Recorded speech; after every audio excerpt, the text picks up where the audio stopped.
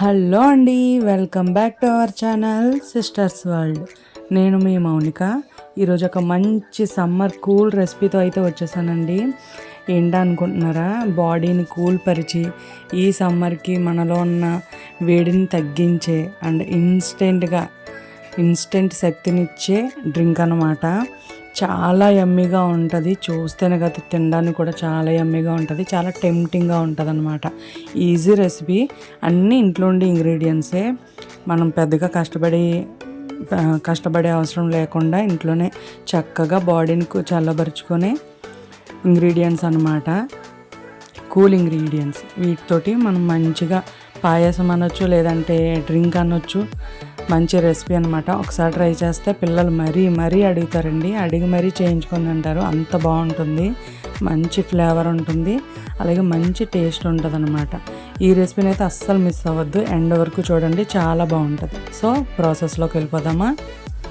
దీనికోసం మనకి main ingredient సగ్గుబియ్యం అండి. సగ్గుబియ్యం నేనైతే చిన్నవి తీసుకున్నాను. ఇవి నీట్గా ఒక 2 టైం వాష్ చేసుకొని మనం ఒక 1/2 అవర్ నానబెట్టుకుంటే సరిపోతుందండి. మంచిగా ఉబ్బుతాయి. సన్నగా ఉన్నాయి కదా, చాలా మంచిగా ఉబ్బుతాయి అన్నమాట. బాగా కుక్ అవుతాయి. సో ఇవి నానేలోపు మనం పాలైతే కాచుకోవాలి. ఇలాగా అడుగు మందంగా ఉన్న గిన్నె అయితే పెట్టుకోండి, అడుగు పట్టకుండా. అడుగును కొంచెం వాటర్ వేసుకొని తర్వాత పాలు వేసుకుంటే అడుగు పట్టే ఛాన్స్ తక్కువ ఉంటుంది అనమాట. ఇది ఒక చిన్న టిప్. నెక్స్ట్ దీనికోసం మనం సజ్జువాలు ఉంటాయి కదా, సజ్జువాలు మనం నానబెట్టుకోవాలి. ఒక 2 స్పూన్స్ సజ్జువాలు అయితే నానబెట్టుతున్నాను నేను. సో మనకు పాలు అయితే బాయిల్ అయిపోయాయి. మనకి ఇలా ఒక పొంగు వచ్చిన తర్వాత చూస్తున్నారు కదా, ఒక పొంగు అయితే వచ్చాయి. ఇలా మరిగిన తర్వాత ఇందులోకి మనం నానబెట్టుకున్న సగ్గుబియ్యం ఏవైతే ఉన్నాయో చూస్తున్నారు కదా, చక్కగా నానాయి. చిన్న సగ్గుబియ్యం అయితేనే బాగుంటుందండి పెద్ద సగ్గుబియ్యం కంటే. సో చిన్న సగ్గుబియ్యం మనం నానబెట్టిన వాటర్ తోటే ఈ పాలల్లో వేసుకోవాలి. చూస్తున్నారు కదా, ఇలా వాటర్లో వేసుకొని మనం గరిటతో కలుపుతూ ఉండాలి. ఎందుకంటే సగ్గుబియ్యం అడుగు పట్టే ఛాన్స్ ఎక్కువ ఉంటుంది. సో అడుగు పట్టకుండా మనం అలా కలుపుతూ ఉండాలి కొంచెం బాయిల్ అయ్యేంత వరకు కూడా.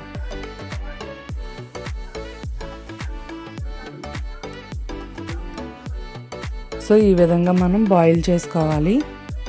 చూస్తున్నారు కదా, ట్రాన్స్పరెంట్గా అయ్యాయి. మనకి సగ్గుబియ్యం అయితే ట్రాన్స్పరెంట్గా అయ్యాయి అంటే మనకు కుక్ అయిపోయినట్లే. ఇవి సగ్గుబియ్యం ఉడికే కొద్ది కూడా థిక్గా అవుతుంది అనమాట. మనకి కన్సిస్టెన్సీ చల్లారి కొద్దీ ఇంకా థిక్గా అవుతుంది. సో పల్చగా ఉండేటట్టు చూసుకోండి.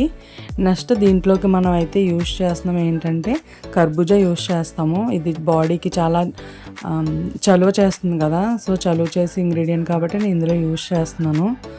ఇలా పిక్కలు అయితే తీసుకొని మనం అందులో ఉన్న గుజ్జును అయితే తీసుకోవాలి సపరేట్గా.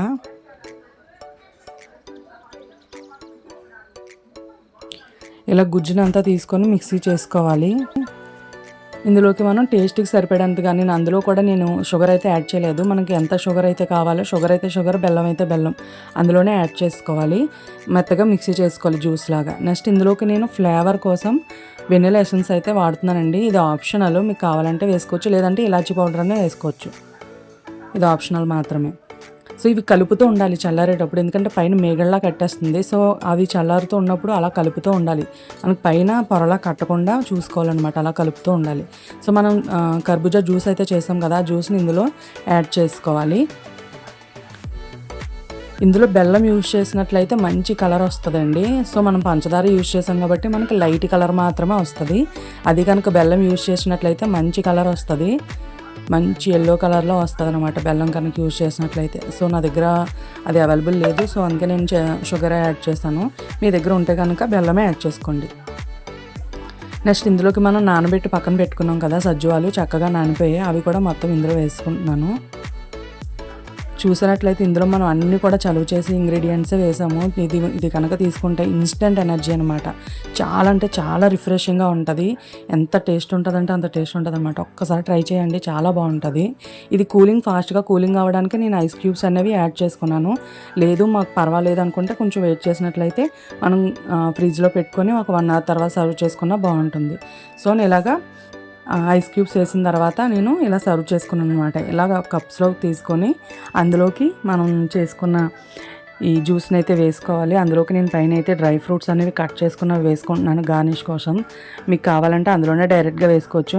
వీడియోలో బాగా కనిపిస్తుంది అని చెప్పేసి నేను పైన అయితే యాడ్ చేస్తున్నాను. లుకింగ్ బాగుంటేనే కదండి పిల్లలు ఎవరైనా సరే ఇంప్రెస్ అవుతారు. సో ఆ విధంగా నేను పైన అయితే వేస్తున్నాను అనమాట. టేస్ట్ అయితే అల్టిమేట్ వచ్చిందండి. ఒక్కసారి ట్రై చేస్తే మీరే చెప్తారు కామెంట్ సెక్షన్లో, అంత యమ్మీగా ఉంది. కంపల్సరీ ట్రై చేయండి. సో ఈ రెసిపీ మీకు ఎలా అనిపించిందో కామెంట్ చేయండి. మా వీడియోస్ కనుక నచ్చినట్లయితే లైక్ చేయండి, షేర్ చేయండి, సబ్స్క్రైబ్ చేయండి. Thank you for watching.